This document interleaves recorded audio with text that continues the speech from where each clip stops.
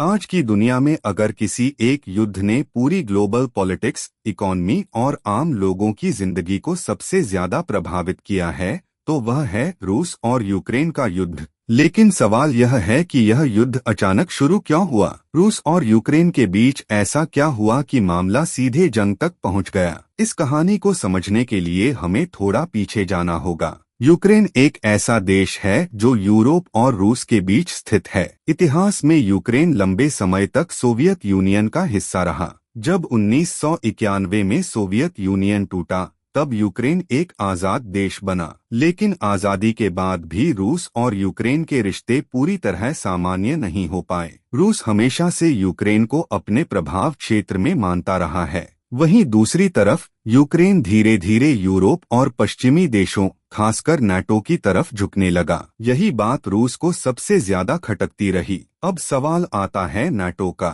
NATO यानी north Atlantic treaty organisation एक सैन्य संगठन है जिसमें अमेरिका और यूरोप के कई देश शामिल हैं। रूस को डर है कि अगर यूक्रेन नाटो में शामिल हो गया तो नाटो की सेनाएं सीधे रूस की सीमा तक पहुंच जाएंगी।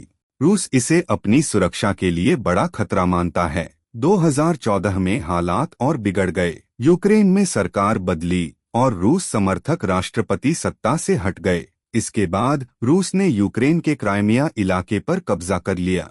दुनिया के ज्यादातर देशों ने इसे गलत बताया, लेकिन रूस पीछे नहीं हटा। इसके बाद यूक्रेन के पूर्वी हिस्सों डोनेट्स्क और लुहांस्क में अलगाववादी आंदोलन शुरू हो गए, जिन्हें रूस का समर्थन बताया जाता है। यहीं से तनाव धीरे धीरे युद्ध की ओर बढ़ने लगा। 24 फरवरी 2022 को रूस ने यूक्रेन पर सीधा हमला कर दिया। रूस का कहना था कि यह हमला अपनी सुरक्षा के लिए जरूरी है और वह यूक्रेन को नाजी प्रभाव से मुक्त करना चाहता है। वहीं यूक्रेन और पश्चिमी देशों ने इसे एक आजाद देश पर सीधा आक्रमण बताया। युद्ध शुरू होते ही यूक्रेन के शहरों पर मिसाइलें गिरने लगीं।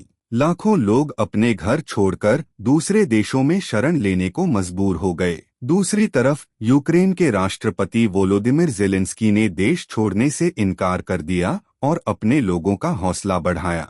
इस युद्ध में अमेरिका और यूरोप के देश सीधे लड़ाई में तो नहीं उतरे, लेकिन उन्होंने यूक्रेन को हथियार, पैसा और खुफिया जानकारी देना शुरू कर दिया। रूस पर सख्त आर्थिक प्रतिबंध लगाए गए। इन प्रतिबंधों का असर पूरी दुनिया पर पड़ा।